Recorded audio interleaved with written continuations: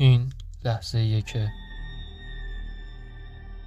به ما نشون بدی چه چیزی واقعیه.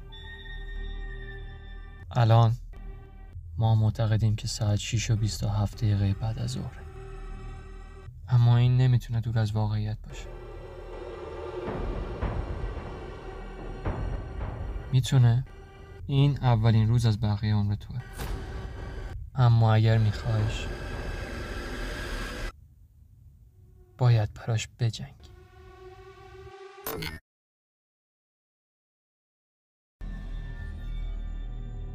یادت میاد چطور به اینجا آوردنت؟ تو توانای تشخیص واقعیت از خیال رو از دست دادی. چیزی که واقعیت داره اینجاست. و حالا ما باور داریم که ساعت 6 و 28 دقیقه بعد از ظهره. هر چیزی به غیر از این فقط توهمات ذهنی تو هستش که سعی داره فریبت بده. و این میتونه تبدیل به یک مشکل بشه. زمانی که تخیلاتمون ما رو به خطر میندازه، ما نمیخوایم هیچ کس آسیب ببینه. میخوایم